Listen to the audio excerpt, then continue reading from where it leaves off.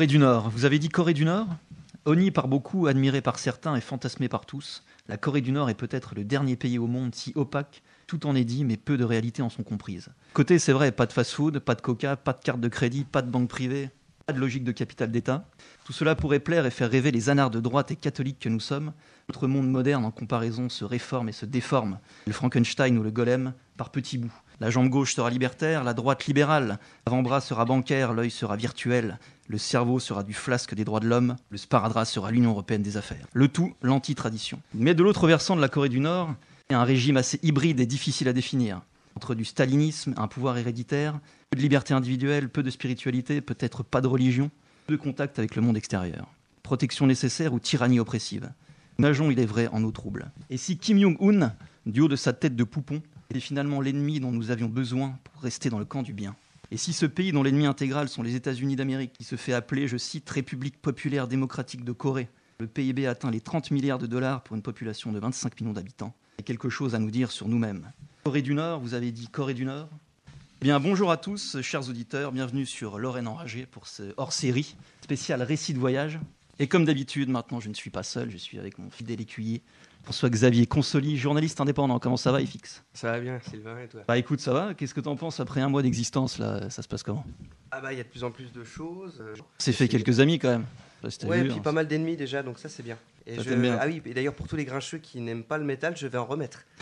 Il y a du métal coréen.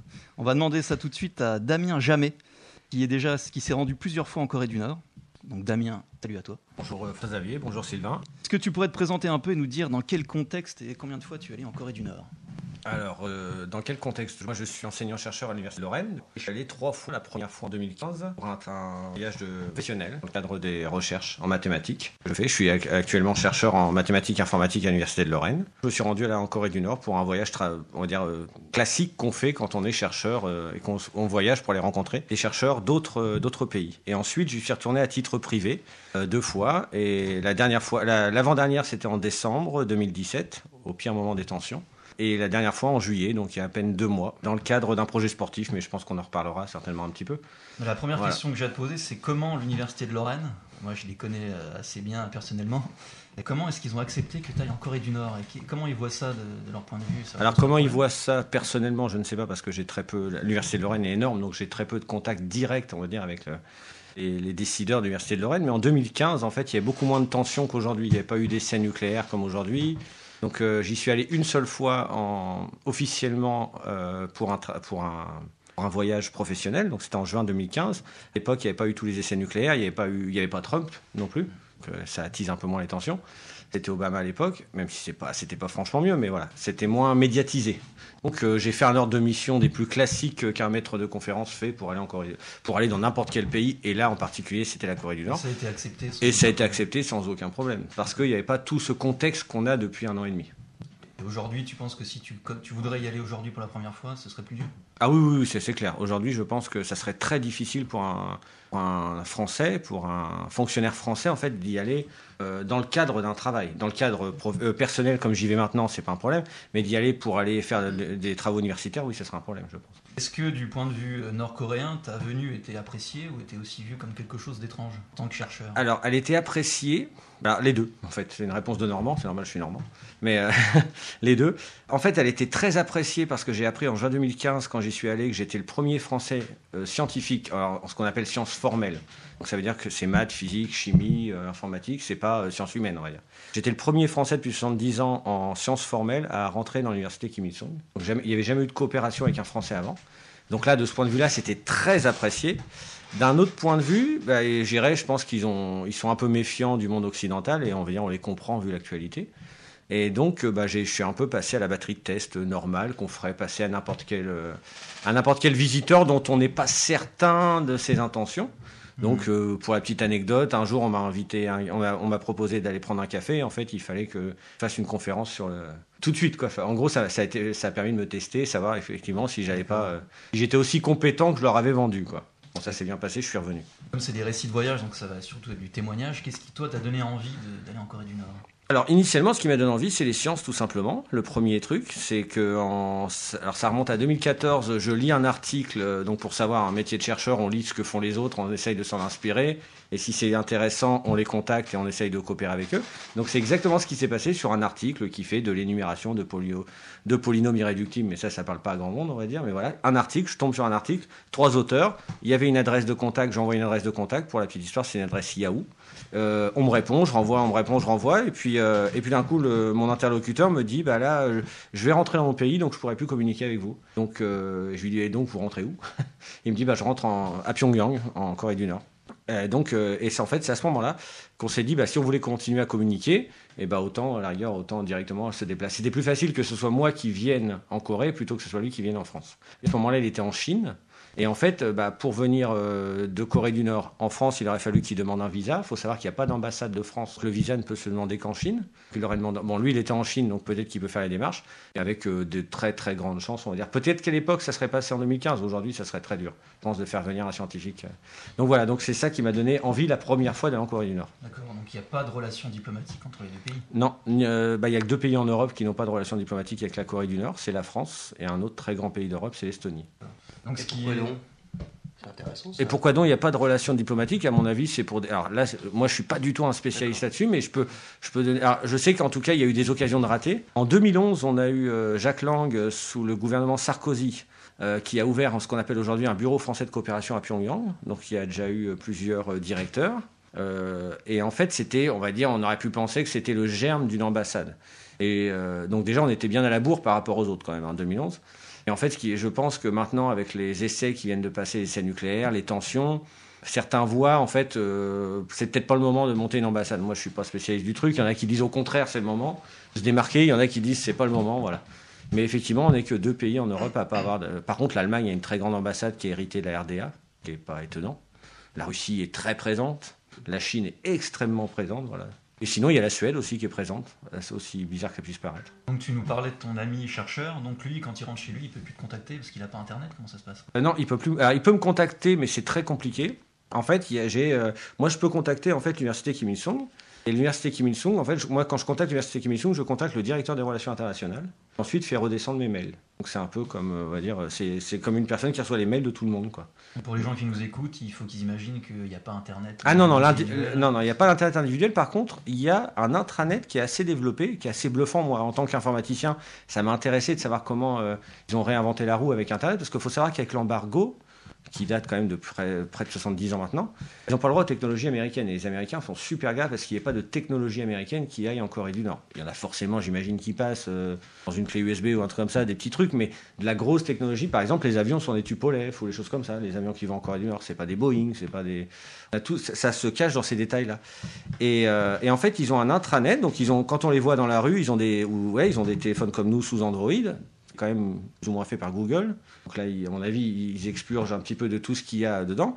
Ils ont des tablettes, ils ont des ordis. Alors les ordis, ils ont recréé leur système d'exploitation à partir d'un Linux, un Linux allemand qui s'appelle SUSE, une distribution allemande.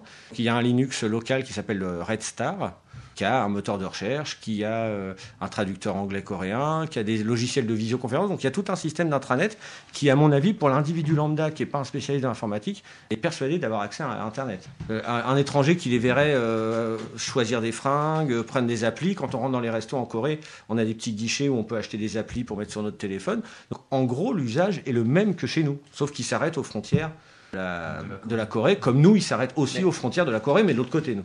Alors si je comprends bien, ils ont fait du localisme avec de l'Internet. Leur propre réseau et mais ils ont même la Korean Computer Center, je crois qu'il s'appelle comme ça, exactement le terme. Plus de 1000 employés dedans. Ils échappent à Google. Ah bah totalement, bah oui, ils peuvent pas avoir Google, ouais. D'accord, c'est super intéressant. Ah oui, en fait, c'est possible, oui, c'est super intéressant. Et en fait, on revient aux années 80 en France. Moi, j'avais un ami à l'époque qui était un des pionniers de l'informatique en France et qui avait fait un rapport au gouvernement Mitterrand qui avait dit il faut créer une industrie informatique en France. Il faut qu'on ait notre industrie informatique, c'est-à-dire qu'il faut qu'on ait nos logiciels, il faut, même quitte à faire des alliances avec d'autres pays, mais il faut qu'on ait quelque chose, ce qu'on n'a pas du tout fait. C'est-à-dire qu'on a des systèmes d'exploitation qui sont tous américains, on a des moteurs de recherche américains, on a des Facebook américains, on a des réseaux tout américains aujourd'hui. Et là, par contre, la technologie est chinoise, les composants sont chinois. Donc effectivement, et donc alors que les Coréens ont au moins ce côté d'avoir leurs logiciels qui sont faits sur place. Alors pour revenir un peu sur la vie, je dirais, de base Corée du Nord. Avec quel a priori tu y allais la première fois? Quels sont les premiers clichés qui sont tombés? A priori, même si je m'en défendais d'en avoir autant que la moyenne, c'est rassurant pour son propre ego en général. En gros, j'étais ouvert à tout, mais en me disant qu'est-ce qui va me tomber sur la tête. Donc c'est vrai qu'on peut pas nier que quand on arrive avec un mental d'occidental et qu'on pose le pied sur l'aéroport, sur le tarmac à Pyongyang, c'est impressionnant. On y arrive, on se dit ouais, ça y est, j'y suis. Qu'est-ce qui va m'arriver? Le premier voyage, j'étais seul. C'est le seul voyage que j'ai fait seul, mais le premier voyage, j'étais seul. Le premier a priori qui tombe tout de suite, c'est que déjà, on nous supprime pas tous les moyens de communication, téléphone, ordinateur. Voilà. J'ai mis moins de temps à la frontière de Pyongyang la première fois qu'à la dernière fois à New York. Donc, j'ai passé moins de temps à la frontière. En gros, on a regardé des affaires vite fait, une inspection de sac et je suis passé. La dernière fois, je sais pas pourquoi, il y a eu beaucoup plus de contrôle du téléphone, voir si j'avais des photos, des choses comme ça. Alors, je crois honnêtement, je connais pas toutes les règles, mais je crois qu'il y a des règles du genre, faut pas avoir de documents écrits en coréen, faut pas avoir de choses compromettantes, faut pas des choses comme ça. Mais en fait, je les connais même pas les règles parce que je me suis pas méfié en me disant de toute façon, j'arrive plein de bonne volonté, donc ils sont pas plus bêtes qu'ailleurs et ils vont m'accepter tel que je suis, quoi. Ils mangent pas les enfants et puis. Parce que justement, il peut avoir une appréhension différente, étant donné que toi, tu es un scientifique, tu viens dans le cadre universitaire. Ouais. Donc t'es pas, par exemple, un journaliste. T'es pas. Non, mais les journalistes y vont quand même. Quelqu'un qui bosse pour l'armée, etc. Donc voilà. est-ce que justement eux, ils ont moins d'attention? Déjà, dans leur culture, ce qui est assez impressionnant, c'est qu'ils ont un respect pour tous les gens qui incarnent le professeur, on va dire. Que ce soit l'enseignant de sport, l'enseignant de l'art, de la musique ou l'enseignant universitaire. Ça, c'est flagrant pour un occidental qui arrive dans ce pays de voir le respect qu'ils ont pour les professeurs. La question, c'était, pardon, excusez-moi, j'ai coupé le fil. Alors, en gros, ils ont moins d'appréhension parce voilà. Parce que je suis un civil, parce que je suis un prof, et parce qu'ils ont vite vu, en me prenant vite fait une fois, en discutant science avec des gens, ils ont vu que j'étais pas quelqu'un qui venait jouer le rôle d'un scientifique pour avoir d'autres infos. Et puis après, moi, je pars du principe que j'essaye de me fondre au maximum dans le principe. Dans les principes sur place, comme on dit, à Rome, on fait comme les Romains, donc je fais comme les Romains, on me dit qu'il faut aller là, je vais là, voilà, je pas tout critiquer comme le touriste français lambda qui va à l'étranger pour se rappeler que la France était mieux souvent, mais je me dis, voilà, tiens, ça c'est original, ça c'est drôle, ça je ferais pas comme ça, voilà, mais voilà, on peut avoir deux avis différents, mais pas avoir tort ni l'un ni l'autre, quoi. Donc effectivement, en tant que professeur et en tant que scientifique, c'est clair que j'ai eu moins de difficultés à y aller qu'un journaliste lambda, parce qu'il y a tellement de journalistes qui l'ont fait à l'envers, en passant, parce que moi je suis régulièrement, et je suis de manière permanente en contact avec les diplomates à Paris. Ça m'arrive très souvent d'aller rencontrer des diplomates. Dès que j'ai un voyage à Paris, j'en profite pour rencontrer des diplomates, parce qu'il y a toujours 2-3 projets en cours, peut-être qu'on en parlera tout à l'heure. Et donc on voit des journalistes passer, genre le dernier qui est passé, qui lui l'a pas fait à l'envers, c'est Yann Moix, que ça m'est arrivé de croiser à la délégation générale, ce qu'on appelle ambassade pour faire simple, mais comme il n'y a pas d'ambassade, c'est réciproque, c'est une délégation générale. Mais sinon j'ai croisé d'autres journalistes de chaînes nationales, qui envoyé spécial par exemple. Moix, il y allait pourquoi exactement? Je sais même pas. Moix, alors il était déjà allé, Yann Moix, il avait déjà filmé. Un très long reportage, d'après ce qu'il m'avait dit une fois, mais qu'il n'arrivait pas avant. Je n'ai pas compris vraiment. Donc on a le droit de filmer en Corée du Nord. On peut ressortir avec des documentaires. Moi, j'ai filmé des spectacles d'enfants. Des fois, j'ai filmé des trajets. Je suis dans le bus. Je trouve que le paysage est intéressant. On voit des gens travailler. Et comme il y a l'embargo, les gens travaillent beaucoup à la main dans les champs. Il y a les bœufs dans les champs. C'est pas des tracteurs. Voilà. Donc voilà, c'est des scènes qui sont ni sensationnelles, mais originales pour nous, on va dire. Donc oui, on peut filmer. Moi, la première fois, j'avais dû ramener 700 photos, je crois. D'accord. Et là, j'ai un ami journaliste qui y était pour les 70 ans, un journaliste du coin d'ailleurs, qui a eu un reportage sur Vosges TV il n'y a pas longtemps, Claude Vautrin, vous avez peut-être vu, qui est allé un peu, c'est moi qui l'ai un peu mis en contact, et lui, il a beaucoup travaillé depuis 2-3 ans là-dessus, et il est revenu avec plus de 1000 photos, je crois, c'est énorme. Et il y est allé en tant que journaliste. Alors, il faut quand même que les gens sachent une chose, c'est que tu n'es jamais seul en Corée du Nord. Ah non, on n'est jamais seul. Tout à l'heure, j'ai dit que j'étais seul, mais j'étais le seul français la première fois. Quand tu arrives à l'aéroport, tu es quand même accompagné. Voilà. Alors, on est accompagné toujours par 3 personnes. La première personne qui nous accueille à l'aéroport, celle qui semble. Alors, je dis bien qui semble parce qu'il faut essayer de décrypter les rôles avec notre vision occidentale. Donc, des fois, on décrypte un truc le jour 1 et le jour 10, on se dit, mais en fait, j'avais rien compris le jour 1. Donc il y a une première personne qui arrive, c'est ce que nous on appelle souvent en français le guide. Il y a un côté un peu, on est obligé d'être avec lui. Alors c'est vrai qu'on est obligé d'être avec lui, mais on n'est pas obligé de faire. C'est plutôt nous qui lui proposons. Si on traduit mot à mot, c'est plutôt l'officier de liaison. C'est celui qui nous dit, voilà, donc en général, il arrive, premier jour, on discute du programme, parce qu'on l'avait discuté avant en mail, on dit, voilà, il faudrait que je rencontre un tel, il y aura telle rencontre, il y aura telle conférence, etc. Le programme, à 80%, il est plutôt fait. Et après, il y a des aléas, donc par exemple, on passe en ville devant un bowling, je me dis, bah tiens, je ferais bien un bowling, c'est à lui que je vais demander de faire un bowling, c'est à lui que je vais demander d'aller à la piscine. C'est-à-dire, quand je dis demander, c'est lui qui va se charger de dire, ok, bah bowling, tel jour, ça vous intéresse? Ok, ça, voilà, donc c'est l'organisateur, on va dire, c'est le géo. Et par exemple, je te coupe 2 secondes parce que là, nos auditeurs se rendent compte que les Nord-Coréens ont des loisirs. Il y a un bowling. Ah oui, alors là, ils ont énormément de loisirs. Ils sont même, déjà le week-end, c'est super fun. Et je suis pas un dingue. Donc il y a des bars, des boîtes et compagnie, quoi. Alors des boîtes, je sais pas, des bars, oui, des gens on fume dans les bars, premièrement, donc il y a des gens qui apprécieraient, je pense.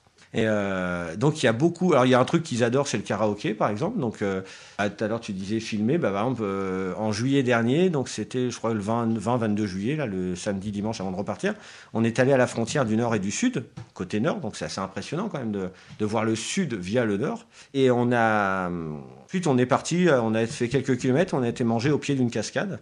Les Coréens nous avaient fait organiser un barbecue en fait. On était 3. Ils nous avaient organisé un barbecue avec un cuistot du barbecue. Ils aiment bien quand même. Puis voilà, ils savent recevoir, ça c'est indéniable. Et il y avait des dames d'une 50aine d'années qui s'étaient mises dans un petit coin avec un petit bloc de musique et qui faisaient du karaoké en dansant. Voilà, un bloc à piles, ça chantait en karaoké, ça dansait. Moi, les Coréens que j'ai croisés, que ça soit à la capitale, que ça soit en campagne, que ça soit en province, sont très joyeux. Extrêmement joyeux. Et pour en avoir parlé avec d'autres personnes qui sont allées en Corée, on a tous fait la même constatation, c'est des gens qui sont très joyeux. Vous voyez, ils ont beaucoup de grands parcs dans Pyongyang, il y a des grands parcs aqualudiques, des très gros parcs aqualudiques par exemple. On les trouve assez facilement sur Internet quand on va aller voir les parcs aqualudiques de Pyongyang. Sans faire de comparaison hasardeuse, les Coréens sont plus joyeux que les Français? Ah oui, largement. Moi, je me prends 1 heure dans Nancy, 1 heure dans Pyongyang. Ça n'a rien. Bon, déjà dans Pyongyang, je passe pas inaperçu. Dans Nancy, je passe inaperçu. Il y a peut-être aussi cet effet-là, c'est que voilà, je suis pas neutre à Pyongyang, je suis neutre ici. Mais oui, clairement, les gens sont très joyeux. Cet été, on y était pour un projet, donc j'en viens justement parce qu'on a fait l'expérience. On y était pour un projet de tennis de table. En fait, la Corée du Nord fait partie, surtout en féminin. En féminin, on peut même les considérer, c'est le 2e pays derrière la Chine au tennis de table dans le monde. C'est parmi les rares joueuses qui ont une médaille au JO qui ne sont pas chinoises. Il y a très peu de non-chinoises, ou alors si ce n'est pas des chinoises, c'est Taïwan ou Hong Kong. Et si on enlève toutes celles-là, celles qui restent, c'est des Nord-Coréennes qui ont des médailles au JO et au championnat du monde. Et donc, ils ont aussi des grands sportifs qui participent aux compétitions internationales. Ah oui, justement, ils ont fait, il y a eu encore les Jeux asiatiques, là, il y a eu...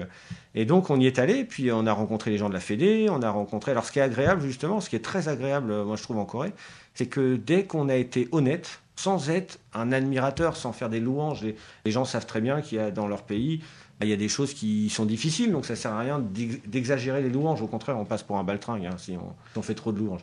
En étant honnête, en disant ce qu'on fait, en faisant ce qu'on dit, on va dire, on arrive à avoir une vraie relation d'honnêteté. Et là, en juillet, par exemple, on a eu directement accès aux gens de la Fédération nationale de tennis de table. On a pu discuter d'un partenariat éventuel, peut-être, comme dit l'article Vosges Matin qui est paru la semaine dernière, d'une éventualité. Pour l'instant, il n'y a rien de signé, mais voilà, on a ouvert les portes et on verra, puis on prendra le temps qu'il faudra, on sera patient. Et donc, on a accès directement aux autorités. Et donc, on a eu l'occasion de rencontrer directement les gens de ce que nous, on appellerait l'INSEP en France, vraiment le haut niveau du sport. Et les gamines, donc là, il y avait surtout des gamines, parce que nous, ce qui nous intéressait, c'était une joueuse. Donc, les amis qui étaient avec moi, qui eux sont des joueurs de tennis de table, ont pu jouer avec elle. Donc, c'était génial, ça s'est fait dans une super ambiance. Et ce qui était intéressant pour nous, c'est de voir avec quel sérieux, à la fois, elle s'entraînait, et quelle joie de vivre en même temps. C'est-à-dire que l'entraînement, c'était l'entraînement. Il n'y avait pas une seconde où il ne fallait pas s'entraîner. Par contre, il n'y avait aucune agressivité. C'était on rate une balle, on est mort de rire. Puis la balle d'après, on la rejoue à fond, quoi.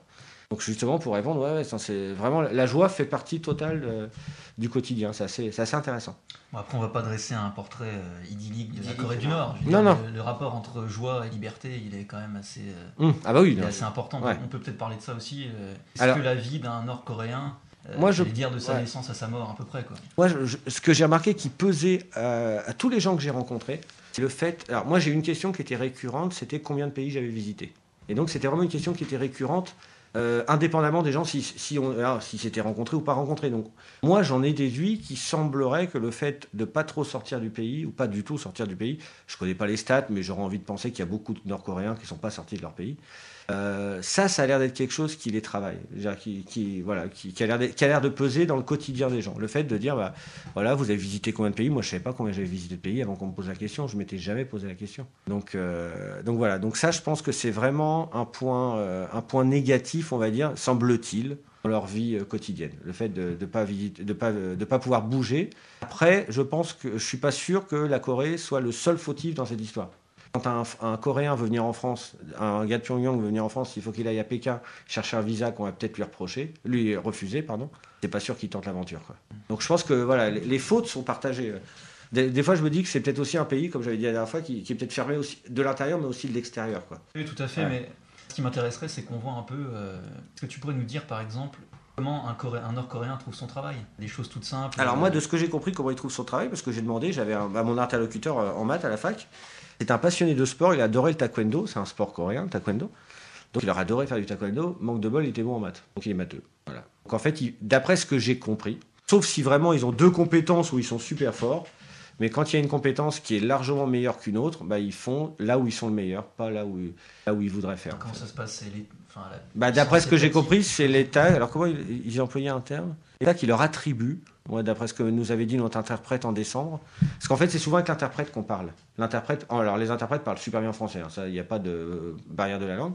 C'est souvent l'interprète. Je te coupe. Ah oui, parce que tout à l'heure j'ai dit il y a eu 3 personnes, mais en plus du guide. Oui, il y a le guide, l'interprète, le chauffeur. Voilà. Donc l'interprète, c'est donc moi, la première fois, j'avais un interprète anglophone, mais les 2 autres fois, un interprète francophone, parce qu'on était plusieurs Français. Et donc c'est souvent lui avec qui on parle du quotidien. Déjà parce qu'il est moins formel, il est certainement... Moi, tous les interprètes que j'ai eus, ils étaient jeunes, alors que les officiers de liaison étaient plutôt âgés. Donc voilà, il y a moins de distance. Et l'interprète, pour revenir à la question qu'on disait... C'est quoi la question? La question était... Est-ce que c'est la puissance qui voilà. Le métier? Alors, d'après ce que disait l'interprète, surtout celui du mois de décembre, on avait beaucoup discuté là-dessus. Et puis, j'aurai aussi un exemple au mois de juillet. L'interprète au mois de décembre, lui nous disait qu'en gros, c'est l'État qui lui attribuait son boulot. Alors lui, il était encore en fin d'études, donc il n'avait pas encore de boulot. Et c'est l'État qui lui attribuait son boulot, c'est l'État qui lui attribuait son logement. Donc il nous a raconté, il nous a montré où était le logement de ses parents, l'État lui avait attribué, donc parce que c'était pas loin du boulot de son père, etc. Une forme de... Voilà, semble-t-il, parce que moi j'avais posé une question naïve, parce qu'il y a très peu de voitures à Pyongyang. J'avais posé une question un jour, j'ai dit, mais quand vous habitez loin de votre boulot, vous faites comment? On n'habite pas loin du boulot. Voilà, la réponse elle est là, filière courte. Donc ça veut dire qu'ils rationalisent absolument tous les moments de leur vie. Semble-t-il, ouais. De ce qu'on comprend en tant qu'occidentaux, il semblerait qu'il y a une forme de rationalisation. Donc finalement, comme disait le journaliste qui y allait dernièrement, ce qu'il a remarqué, c'est que c'est extrêmement écolo. C'est juste un petit clin d'œil par rapport à quand on parle filière courte, etc., localisation, etc. C'est des vélos électriques, au mieux des vélos électriques partout, et puis très peu de trajets, et puis voilà, quoi. Mais d'un autre côté, toutes les petites velléités individualistes sont balayées et qu'on oublie. C'est ce que, oui, j'ai l'impression qu'effectivement, moi je suis trop jeune pour avoir connu le communisme, le bloc de l'Est, des choses comme ça, puis vous l'êtes encore plus, je pense, plus jeune que moi. Mais effectivement, j'ai l'impression que nous, vu d'extérieur, j'arrive pas à déceler de choses individuelles, voilà. Mais le problème, c'est que je parle pas la langue. Ça, il faudrait avoir des gens qui parlent la langue, et peut-être qui diraient, l'article de Yann Moix semblait dire presque, pour dire un peu le contraire d'une certaine manière, en disant qu'il a vu se fissurer un peu la distance, parce que quand on se balade avec Depardieu quelque part, finalement, foutre les codes en l'air, semble-t-il, d'après ce qu'il dit dans son article, ça a été un bien, parce qu'il a vu des gens s'ouvrir, en fait. Moi, j'ai pas cette chance, déjà, parce que je parle pas la langue, mais sinon, j'ai vu des gens, voilà, tout à fait normaux, avec les mêmes soucis que nous. Qu'est-ce que feront mes enfants plus tard? Qu'est-ce que je vais faire? Voilà, c'est ça. Au niveau des métiers, je me posais une question. Est-ce que ça fonctionne en caste? C'est-à-dire que est-ce que un fils de fonctionnaire, admettons, peut autre chose que fonctionnaire en fonction de ses capacités, ou ça reste quand même assez cloisonné? Alors moi, des gens que j'ai vus, à part les gens en diplomatie, mais à mon avis pour des raisons toutes bêtes, les gens que j'ai vus à l'université, par exemple, aucun m'a dit que ses parents étaient universitaires. Et ils venaient pas tous de la capitale. Ils avaient tous été recrutés sur un concours qui doit correspondre après à la fin du secondaire. Et en fait, ils n'étaient pas du tout... ils semblaient pas... En fait, ça semblait vraiment être au mérite. Ça semblait être au mérite. Par contre, pour les diplomates, c'est vrai qu'à chaque fois que j'ai eu quelqu'un qui parlait bien français en face de moi, c'était... est-ce que c'est oui, tout le temps. Voilà. C'était toujours des enfants de diplomates qui avaient vécu en France. Et qui, éventuellement, celui du mois de décembre, par exemple, se disait, tiens, je ferais bien diplomate. Parce qu'en fait, il a eu la chance de vivre 6-7 ans en France en tant que fils de diplomate. Donc, il maîtrisait super bien le français. Après, il a fait des études de langue, parce que comme il maîtrisait le français, il a fait des études de français, c'était pas plus mal. Et il se voyait bien reprendre la même carrière que son père. Donc effectivement, mais là, je dirais, c'est pour des raisons pratiques, c'est plus facile d'apprendre le français à Paris qu'à Pyongyang. Donc il parlera toujours mieux que tous les élèves. Donc le pouvoir est héréditaire, mais dans la vie de tous les jours, c'est pas le cas. Ça semble pas le cas a priori, voilà. Mais voilà, je dis que le fait de ne pas parler la langue, c'est assez difficile, je pense, de percer. Et puis on peut imaginer qu'après, les humains sont les humains, les petites dérives, si on peut favoriser ceux qu'on aime bien. Oui, tout à fait, bien entendu. Est-ce qu'il y a, comme on voit dans les médias mainstream, ce culte de la personnalité avec des portraits partout Ah oui, il y a énormément de portraits. Il y a énormément de portraits, de portraits ou de statues, on va dire, un peu partout, en ville, en campagne, partout. À Pyongyang, il y a deux grandes statues. Je ne sais plus comment s'appelle la place, mais il faut ralentir en voiture. Les voitures ralentissent. On va dire. Ce dont je suis sûr, c'est que les voitures ralentissent. Est-ce que c'est un culte? Est-ce que c'est une obligation légale? J'en sais rien. Mais... Elles ralentissent devant les portraits. Elles ralentissent devant les portraits, voilà. Et il y a... Ils font un signe? Non. Les gens dans la voiture ne font pas de signe. Et par contre, les voitures ralentissent devant pas les portraits, pardon, les deux grandes statues. Et il y a des endroits où on s'incline devant des portraits, il y a des endroits où on ne s'incline pas. J'avoue que personnellement, je n'ai pas compris le code. On va dire s'il y a un code, sur les statues, je sais qu'on s'y incline. Et en général, quand on y va la première fois, on vient s'y incliner en déposant un bouquet de fleurs. Après, je sais qu'il y a des fois des grandes peintures dans certains monuments, on s'incline, d'autres on ne s'incline pas, je n'ai pas compris la différence. Je propose une première petite pause, qui sera a priori la seule, avec un morceau nord-coréen qui est FX. Alors le groupe s'appelle Moran Bang Band. Moran Bang Band, ouais. Bang Band, c'est en anglais. C'est le Moran groupe Bang. de la fille de quoi? Alors, une des membres de ce groupe était l'ancienne petite amie du dirigeant actuel. Donc c'est celle qui est morte et ressuscitée. Alors, qui est morte en 2013 et qui est ressuscitée en 2016. Alors même, elle est ressuscitée bien plus tôt, en fait. En 2014, elle avait déjà réapparu en Chine. Ouais. Ah oui, c'est vrai qu'on n'est pas... On explique ça après la musique. Voilà. Écoutez une musique. Et on l'entend dans la chanson? Elle chante de l'au-delà. Voilà. C'est très fort. Allez, à tout de suite. À tout de suite.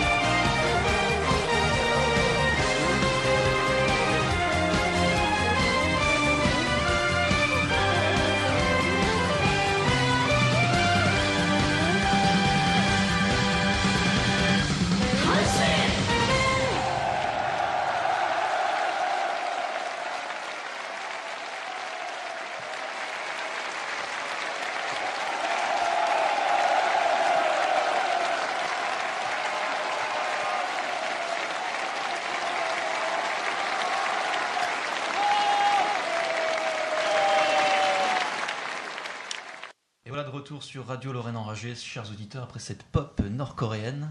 Alors, quelle est l'histoire de cette fille j'ai oublié, cette chanteuse qui est décédée et qui est ressuscitée? Alors, c'est assez fréquent de décéder et ressusciter en Corée. Vous pouvez trouver très facilement des articles via Google, par exemple. Alors, elle, c'était en 2013, si je ne me trompe pas, qu'elle est décédée, officiellement pour les médias. Alors, en fait, si vous lisez les médias mainstream, vous verrez qu'en fait, on est toujours décédé via le Sud. C'est toujours via le Sud, en fait. Et toujours l'information... Via la Corée du Sud. Via la Corée du Sud, pardon. Elle vient essentiellement de la Corée du Sud. Et après, je ferai une remarque là-dessus, justement. Elle vient essentiellement de la Corée du Sud. Et donc, elle a été décédée, soi-disant, j'ai bien soi-disant, pour avoir été un peu trop sexy ou quelque chose comme ça. Je crois qu'on lui reprochait quelque chose sur sa tenue ou sur une vidéo. Et en fait, on s'est aperçu que 6 mois plus tard, elle réapparaissait en Chine avec ce fameux groupe, Morenmon, qui est un groupe extrêmement célèbre en Corée. On le voit partout, dans les hôtels, dans les halls d'hôtels. Dès qu'il y a une télé, en général, il y a des chansons et des musiques de ce groupe-là. En fait, donc c'est un groupe qui parfois représente aussi dans des festivals à l'étranger. Et en Chine, elle est réapparue sans qu'on dise quoi que ce soit. On s'est rendu compte qu'elle était là.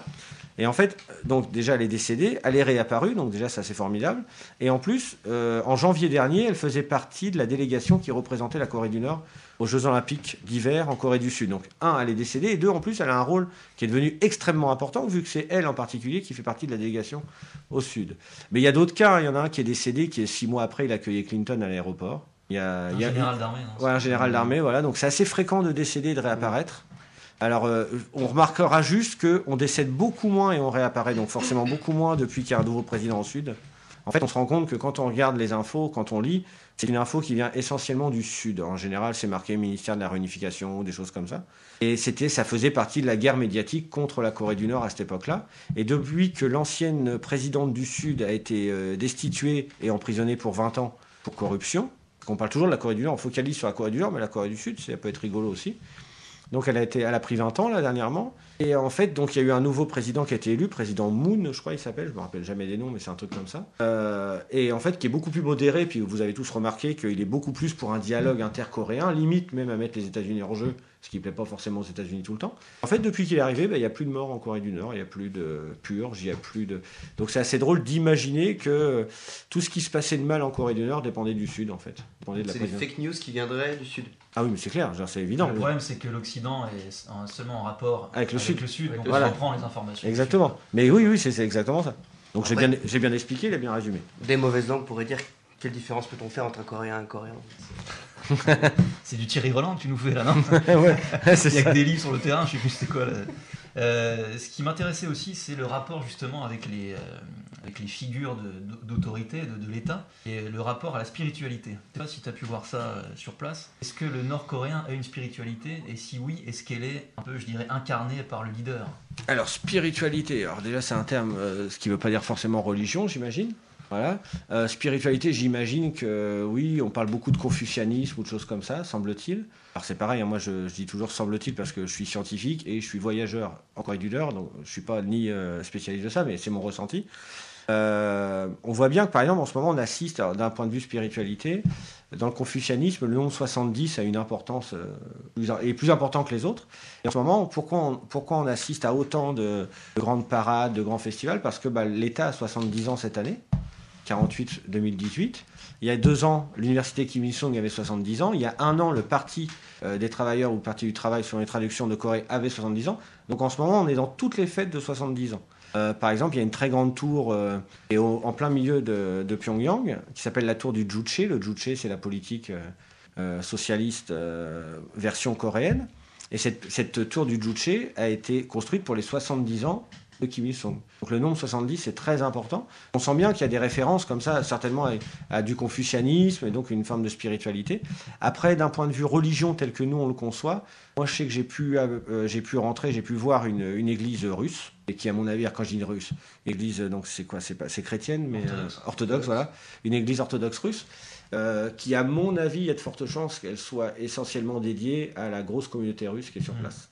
Voilà, mais je sais que j'ai des amis qui ont assisté à des offices catholiques, à une office catholique au moins une fois.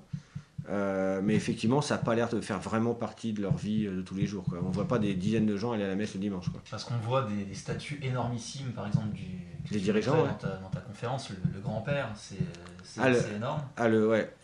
Donc actuellement, l'actuel dirigeant actuellement est le petit-fils du fondateur du pays. Voilà. Est-ce qu'il y a un rapport religieux, à ton avis, d'après ce que tu as pu voir, entre... Est-ce que c'est un espèce de héros, de demi-dieu, de quelque chose comme ça, ou c'est juste un... Alors, en décembre, quand on était dans la voiture avec l'interprète, donc il s'appelait Kim, ce qui est assez fréquent, il nous a dit, quand on est allé en fait visiter l'église russe, c'est intéressant la discussion qu'on avait avec lui, parce qu'en fait, tout de suite, c'est lui qui nous a lancé sur la religion. Voilà, vous les Européens, vous avez des religions, alors que nous, on a quelqu'un ici, mais au moins ce qu'il a fait, il l'a vraiment fait. Donc, c'est-à-dire que d'eux-mêmes, il compare de lui-même, notre interprète, c'est de lui-même sur la route pour aller à l'église russe, il a lui-même comparé notre rapport à la religion catholique, parce que lui il avait vécu à Paris, donc c'était essentiellement vers la communauté française, essentiellement catholique, au rapport qu'il avait à son propre dirigeant. Mais il nous a bien dit, nous la différence c'est que les exploits il les a fait vraiment. Il y a un petit côté matérialiste finalement en Corée du Nord, c'est intéressant. Alors juste pour une petite précision, cette philosophie générale c'est quoi? C'est la politique générale, le douche, c'est ça? Le juche. Juche. Attention, pas DUCE, qui nous rappelle les heures sombres. Non, pas le juche, le juche, J-U. Nous, on le traduit. En français, on le traduit soit D-J-U-C-H-E ou soit J-U-C-H-E, selon les traductions. C'est le juche. Cette politique-là. C'est une politique qui est basée sur le socialisme, mais qui est aussi beaucoup basée sur l'indépendance, et sur une forme d'autarcie quasiment. Parce qu'ils ont obligé, vu l'embargo, vu la violence de l'embargo actuel, vu la violence des sanctions, heureusement qu'ils s'en sortent eux-mêmes, sinon ça serait une catastrophe, quoi. Après, on a toujours ces images de la Corée du Nord avec des famines. Il faut savoir que la dernière famine en Corée du Nord, c'est après 1992. Et a priori, l'information met longtemps à venir jusqu'ici. Là, la première fois que j'y étais, en tant qu'universitaire, j'étais à l'hôtel avec un Polonais qui venait pour l'aide alimentaire. Donc c'est un observateur pour l'aide alimentaire européenne. Il est là-bas et justement, on a beaucoup parlé de ça. Il m'a parlé, effectivement, le Nord-Coréen, il est largement moins obèse que nous.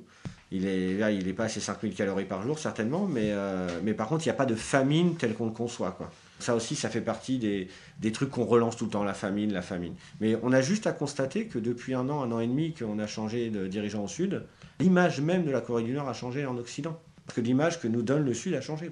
Voilà. Oui, le Sud est un filtre, en fait. Le Sud est notre filtre, ça c'est sûr, c'est clair. D'accord. Cette philosophie matérialiste-là donc, a un peu remplacé la spiritualité nord-coréenne, je comprends bien. Elle est basée sur... remplacer, je ne sais pas, parce que je ne sais pas ce qu'il y avait avant, moi je ne connais pas. D'accord. Remplacer à ce point de vue-là, je ne sais pas. Mais par contre, elle est basée, oui, sur le travail, l'autosuffisance. Par exemple, ils ont énormément de panneaux solaires. Ça, c'est un truc qui m'avait marqué, parce que je ne m'attendais pas à avoir autant de panneaux solaires à Pyongyang en particulier. Donc, et même dans les magasins, on peut acheter des panneaux solaires. On peut prendre des panneaux solaires dans les magasins. Et en fait, ils ont leur propre usine de panneaux solaires qui se visitent. Je sais que là, les 3 dernières personnes que je connais qui sont allées à Pyongyang ont visité l'entreprise de panneaux solaires à Pyongyang. Donc, ils fabriquent leurs propres panneaux solaires.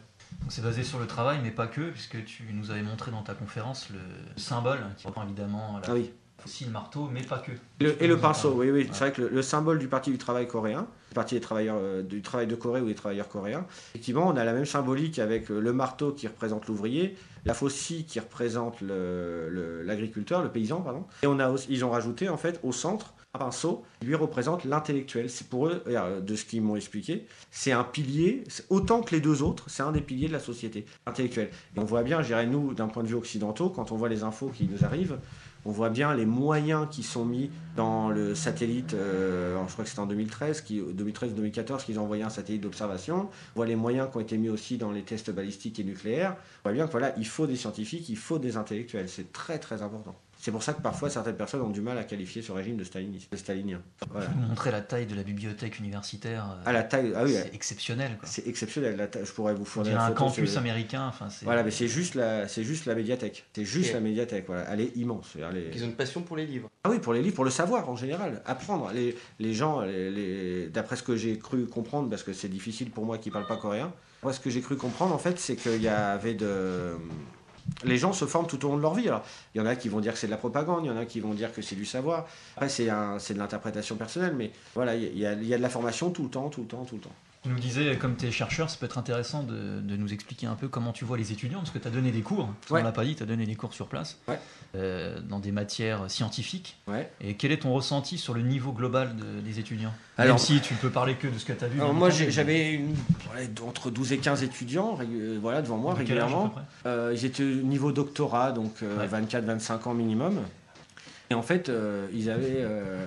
moi, de ce que j'ai perçu, alors c'est marrant parce que je vais dire, ils avaient un excellent niveau sur ce qui est connu depuis un certain temps. C'est-à-dire que si on leur donne quelque chose à déchiffrer, si on leur donne quelque chose à travailler, le niveau, pour un Français comme nous, il va nous paraître impressionnant. Ils ont une capacité de travail, une rapidité d'acquisition qui est vraiment impressionnante. Par contre, je pense qu'ils souffrent de cet isolement. Internet, déjà, le manque d'accès à Internet directement.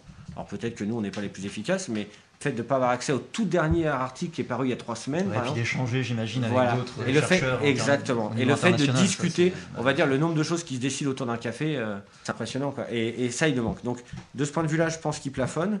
Par contre, de point de vue capacité de travail, par rapport à l'importance qu'ils accordent à l'enseignement, moi, il y a un étudiant qui m'a dit, clairement, je me souviens, il m'a dit, pour lui, un étudiant qui ne travaille pas à l'université, c'est un traître. C'est pas la logique des étudiants ici. Moi, j'ai beaucoup de traîtres dans mes amphis. Allez, il nous reste 10 minutes, on pourrait peut-être parler, ce qui m'intéresse un peu, c'est quelles sont les relations hommes-femmes entre les Nord-Coréens et les Nord-Coréennes, et est-ce qu'on y mange bien? Donc tu commences par ce que tu veux. Alors les relations hommes-femmes, ça a l'air d'être beaucoup moins, ça paraît beaucoup moins. Il n'y a pas de mariage forcé quand même, j'espère. Ça, j'en sais rien. Il y a du divorce déjà. Ah. Ça, c'était une de mes interrogations. Est-ce qu'on divorce? Voilà, je me suis dit. Ce qui n'est pas forcément une preuve de société évoluée, hein, mais la question c'est est-ce qu'on divorce? Eh bien oui, la réponse c'est oui. Le divorce fait partie de la société donc chez nous. Alors ça, c'était en décembre dernier quand j'étais à la cité universitaire. En fait, on côtoyait beaucoup d'étudiants et d'étudiantes, et puis on leur demandait toujours d'où ils venaient. Et puis un jour, on s'est rendu compte qu'en demandant vous venez d'où, on a eu 2 réponses, un pour le père, un pour la mère. Donc en discutant, on apprend que les parents sont divorcés. Voilà, c'est pas exceptionnel, c'est pas voilà. Ça fait partie de la société. Donc le rapport homme-femme, il y a beaucoup de femmes qui sont montées aussi, qui font partie des grandes figures de l'armée, par exemple. Alors, je vous rappellerai pas les noms, hein, mais je sais que quand on visite le musée de l'armée, il y a beaucoup de femmes qui sont mises en valeur en disant voilà, mais sur des faits d'armée, c'est pas la cantinière, quoi. Elles ont fait des exploits de guerre, quoi. Ouais, sur des faits de guerre, voilà. Donc là, l'homme et la femme ont l'air assez, on va dire, égales. Par exemple, dans une université comme l'université Kim Il-sung, qui est la plus grande université en Corée du Nord, le poste de responsable des relations internationales, c'est une femme. C'est un poste qui est quand même très important. Donc, et les femmes ont aussi des grands postes. Ensuite, est-ce qu'on y mange bien? Moi, j'ai trouvé qu'on y mangeait bien. Je trouve qu'on y mange beaucoup mieux qu'en Chine, en tout cas. Mais tu vas trop vite sur les relations hommes-femmes, là. Ah, qu'est-ce que tu veux? Tu vas aller plus loin, là. Je sais qu'il y a un interdit. Homme-femme non coréen. Voilà, moi, j'étais coréen contre coréen et Français coréen. qui nous écoutent, ils vont vouloir y aller. Il faut qu'ils. Voilà. Oui, il y a d'autres pays qui sont plus... On n'y mange pas bien. Moi, j'ai goûté, c'est pas bon, mais en plus, voilà, il faut... oui, donc nous, quand on y était en juillet, c'était une ambiance très colonie de vacances, donc ça peut surprendre peut-être les gens. On a vraiment passé un séjour très sympa avec nos trois autres là-bas, et puis donc voilà, parmi les discussions, on a parlé de tout, et puis à un moment donné, on dit mais qu'est-ce qui se passe si un Nord-Coréen se marie avec un ressortissant nord-coréen, homme ou femme, se marie avec homme ou femme étranger? A priori, c'est pas possible parce qu'a priori, c'est pas prévu. C'est pas prévu, c'est interdit ou c'est pas prévu? À mon avis, c'est pas prévu, donc c'est interdit. Après, ça dépend de ce qu'on appelle l'état de droit, quoi. On prévoit tout ce qui est interdit ou est-ce qu'on prévoit tout ce qui est autorisé? Mais a priori, ça fait pas partie du logiciel. Donc moi, je dirais, dans notre interprétation occidentale, je pense qu'on peut dire que c'est interdit. Si je comprends bien, ils ne se métissent pas. Ah non. Et ça, c'est très surprenant d'arriver dans une société, pour nous, où il n'y a aucun métissage. Une société qui est 99% ethniquement unique. Ça, c'est incroyable, ça veut dire que... Mais ça, c'est normal. Bien, c'est normal par rapport au mode de vie d'aujourd'hui. Non, mais même le mariage pour tous est interdit là-bas, alors. Pour tous les Coréens, tu veux dire. Ouais. Et c'est une bonne question, ça, au niveau... on n'a plus que 5 minutes, mais est-ce que tu as vu des avancées, par exemple, dans tout ce qui est haute technologie, transhumanisme, etc. Est-ce que ça existe en Corée du Nord ou... Transhumanisme, c'est-à-dire... Par exemple, là, il nous parlait du mariage pour tous, peut-être la GPA, la PMA, est-ce que c'est des choses qui sont en discussion idée. Alors ça pourrait faire partie des prochaines questions que je pourrais poser, parce que c'est le genre de questions qu'on peut poser sans... Déjà parce que, comme on disait tout à l'heure, la notion de spiritualité ou religion a l'air d'avoir beaucoup moins d'influence C'est des questions qu'on peut poser autour d'un café. Ce serait très intéressant, ouais, parce que technologiquement, ils sont avancés. Je veux dire, c'est un pays qui est tout à fait au point. Ça serait intéressant de savoir s'ils mettent des choses là-dedans, s'ils mettent leurs scientifiques là-dedans en disant il faut être capable de faire ça. On n'a pas du tout abordé ce sujet, pas du tout. Une prochaine fois. Juste une petite question quand même en terre d'actu. Est-ce que Kim Il-sung... Oui, tu te trompes. Kim Jong-un. Je me trompe dans les Kim. Voilà, Kim Jong-un. Kim Jong-un. Donc Kim Jong-un, est-ce que son rapprochement avec Trump est-ce que ça signifie quelque chose ou est-ce que c'est simplement de la bataille de com, quoi? Ah non, je pense que... moi, l'impression qu'ils me donnent, c'est que maintenant qu'ils ont la bombe atomique, ils deviennent un interlocuteur sérieux. Il y a beaucoup de Coréens dans mes collègues que j'ai rencontrés là-bas qui m'ont dit il nous faut une arme, on ne veut pas finir comme la Libye ou comme l'Irak. Et ça, les gens de la rue, c'est pareil. Contrairement à ce qu'on raconte, ils sont très bien informés. Ils sont informés de ce qu'on les informe, c'est-à-dire à peu près comme nous on est informés de ce qu'on nous informe. Et donc, par exemple, ils sont très bien informés que voilà, l'Irak s'est fait raser, la Libye s'est fait raser, l'Afghanistan s'est fait raser. Voilà, tous ces 3, 4, 5 pays. Et donc, leur truc, c'est de dire, nous, on ne veut pas finir comme ça. Je dirais, c'est légitime, on va dire. Voilà. Sans prendre parti, leur discours est légitime, quoi. Il est cohérent. Mais écoute, on a brossé vraiment à très très gros traits la Corée du Nord par rapport à tes voyages. Est-ce que tu aurais des livres à conseiller? Alors moi, il y a un livre que je trouve excellent. Il y a un livre que je trouve excellent parce que je le trouve très abordable, justement.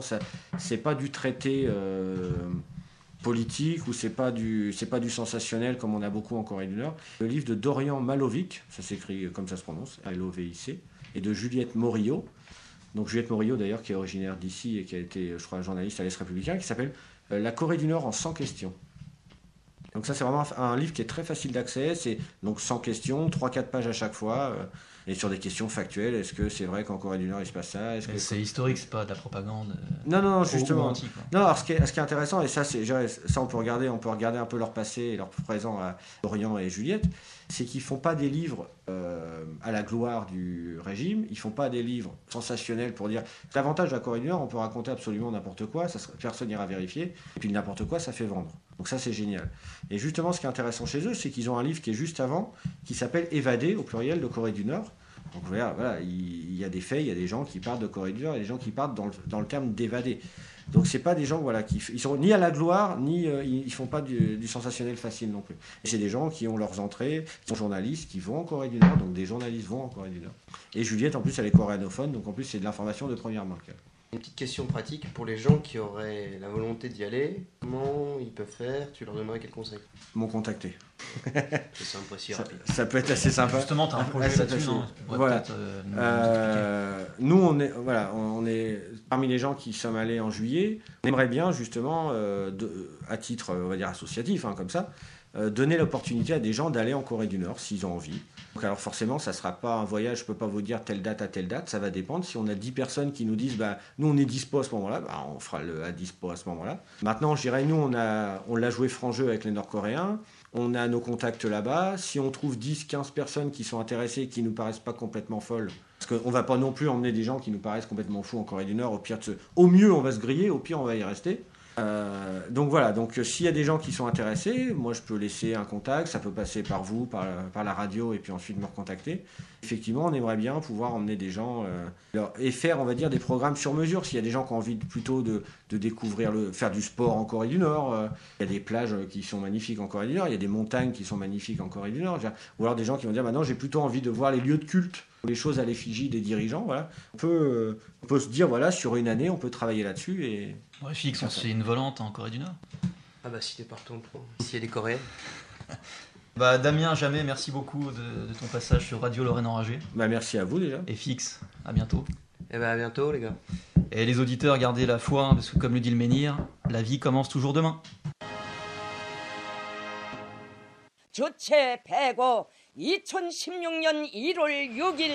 Car vous tous, bande de prolétaires, vous devez ensemble tendre l'oreille et écouter Radio Lorraine Enragée.